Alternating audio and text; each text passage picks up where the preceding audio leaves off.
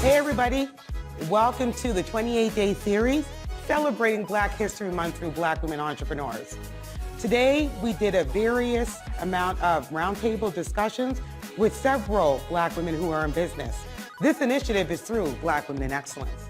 Black Women in Excellence has been established since 2020, and I work with 67 Black women entrepreneurs. And I'm excited to bring this initiative for Black History Month 2023.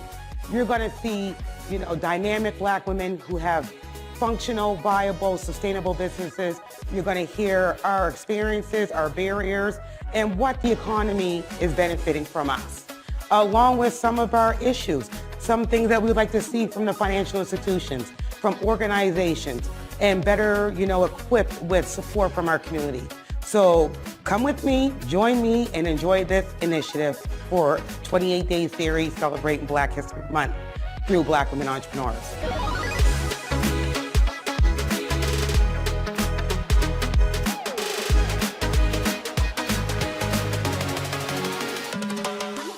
Hey everybody, welcome to the 28-day series celebrating Black History Month through Black women entrepreneurs. And joining us today is Fantanesh once again. This girl is always with me, Melissa, and we have Meghan. So ladies, I appreciate you guys coming out on a good Saturday, especially in the snow, and joining me and having this conversation. I'm just gonna ask, basic question. Do you feel confident in approaching an investor or a bank to access capital for your business? If yes, how confident? And if no, why not? Who wants to jump in on that one?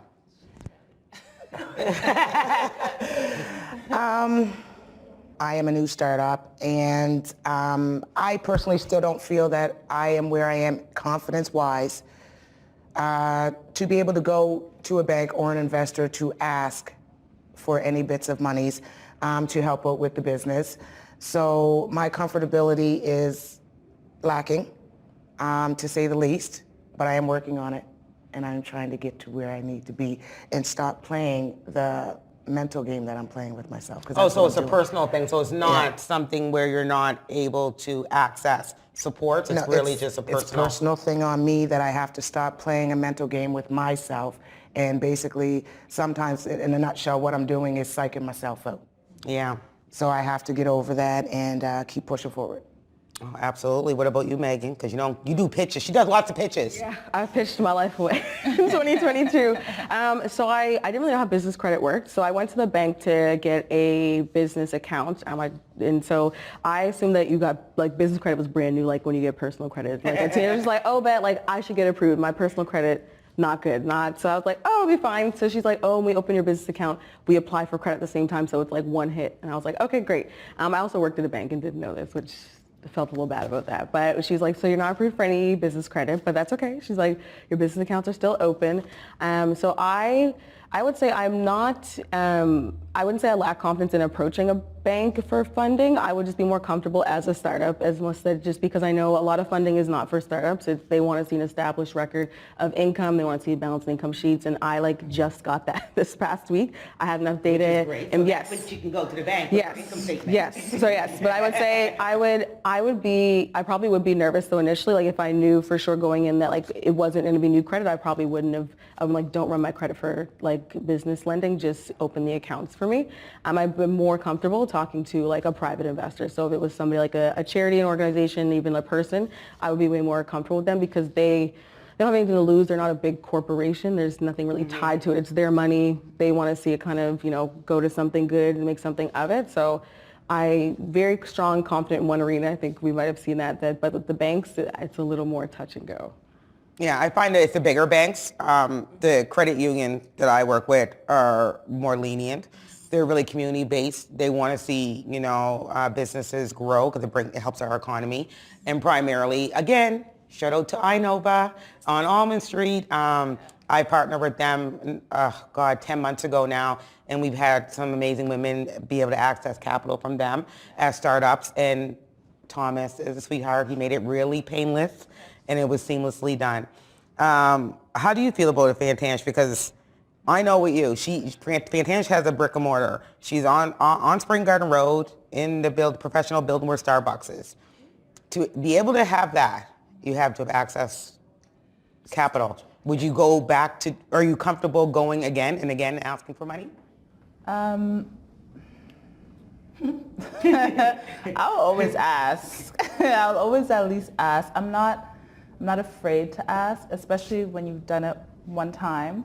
You have all the documents that they ask you for. You already have it saved somewhere. So it's not about going and searching for all these things, because at the initial process, yes, very stripping, very frustrating, especially if you don't have the credit, especially if you don't have the financial records, if you don't have like enough business, like years in business to show what your projections are asking for.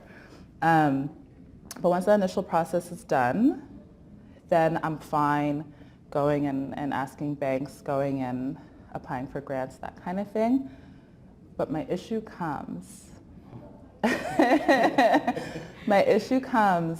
issue is going to particular financial institutions and asking for the funding that is there for Black entrepreneurs, Black female entrepreneurs, which obviously I fit the criteria.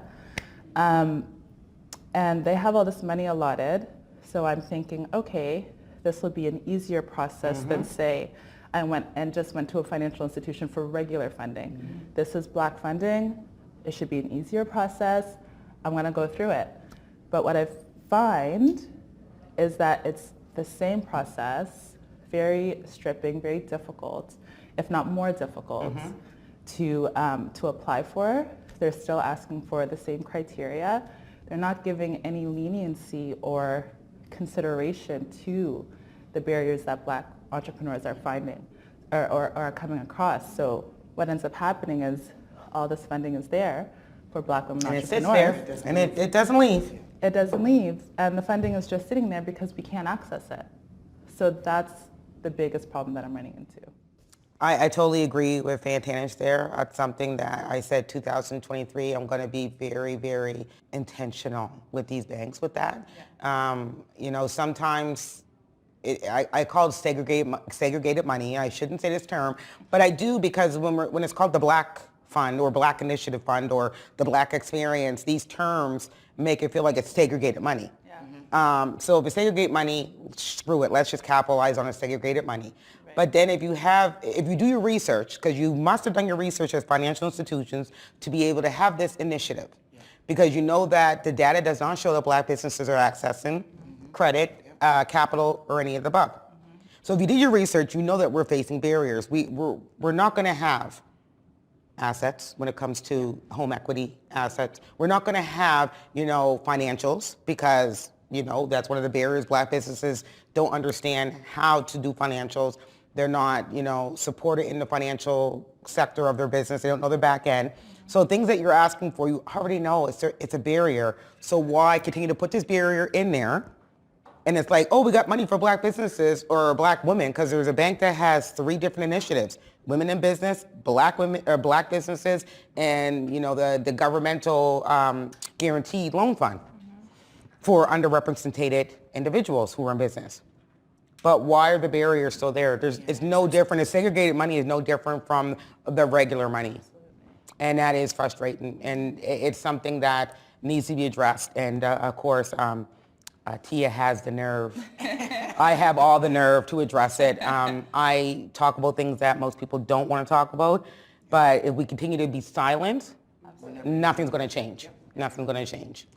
Really, I know it's a huge responsibility, but for you to be in those spaces, because you're creating that space at the table for us to then be like, okay, so she's done it, so now someone else is going to do it. Tia was there, well, we can get in there too. And that's exactly, I tell people all the time, I do the things that no one else wants to do. No one else wants to continuously be uncomfortable at events, or no one else wants to be the only Black woman or Black person at a conference or a summit or a symposium. Yeah. Who wants to put themselves through that traumatic experience over and over and over again? I do it because I just am a bad bitch, and I just will do it. Because for me, I've been through hell and back. So nothing really bothers me in that sense. And I have no problem. I like being the only. So that's why I'm always the person that does these new initiatives. The first that, because I'm usually the only anyways. But I find when, I go into these spaces and I create dialogue and I bring awareness to them. Sometimes it's nice and sometimes it's not. Sometimes I put it right to them. It allows someone else to come in behind me. There was a conversation, me and Fantanesh were at an event for breakfast a few weeks ago. Remember that conversation we had at the table? The gentleman across the table LinkedIn me. And he was like, I listened to your conversation and I took heed to what you were saying.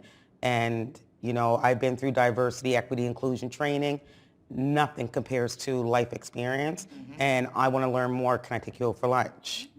So I didn't really know he was listening. Me and her were just talking. And I keep it real. And this guy is the top guy for a big foundation here. And I'm just like, ooh. So that's why you have to be authentic about yourself. If I was just playing the, you know, professional black woman and, you know, being quiet and staying quiet, he would have never heard our conversation. And me and Fantanesh, when we talk, we keep it real. We don't care who's really listening. We don't. Well, how many black people whisper? Who can whisper as a black woman? I don't whisper. No, absolutely. Do you guys have any final thoughts on, you know, that question? When it comes to building your confidence, or if you're looking at, you know, going to an investor or, you know, to a bank in the near future, do you have anything to build on this question, or last thoughts of the question?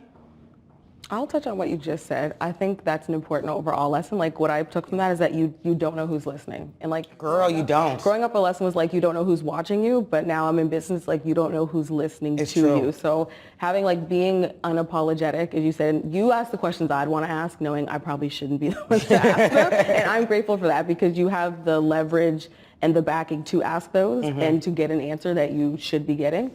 So I always appreciate that, but that was a big highlight, that you don't know who's listening and who's willing to listen and who's willing to reach out. So that was a little Yeah, aha. Megan, thank you, because that shocked me when I got the message. I was like, shit, people be listening to us? Like, people are listening to the Black Girl Combos, but they are listening. It's true. And then what you said my last combo, the question overall, is that it is segregated money. Because my thing is, like, I work at a bank, so I know how lending goes. I worked in sales and personal lending, so I know what they're looking for. So that's why I don't apply for credit unless I know I can get approved for it. But it's segregated money because, essentially, you said, it's not different money. You need the same criteria. Exactly. You need the same credit score, the same income, the same documentation. So it's not a program, it's a loan. It's just a loan with a different name. And I think, and my biggest fear and concern is that if enough people can't access it, because it's not that we aren't trying, it's just that it's not accessible. So if enough of us can't access it, are they going to do away with it? So that, like, my kids can't now go apply for it. No, they're not going to do away with it, because I'm just going to bring it to them. Like, this is, you know, here's the data. You know, and I ask a lot of financial institutions, and if you're listening and you're a part of a financial institution as a regional manager in the Maritimes, you already know TS is for data. To see how many black businesses have applied for capital and how many have received it. How many black women in business applied and how many received it. You know, and I look for data every 2 years. I ask the banks for the data.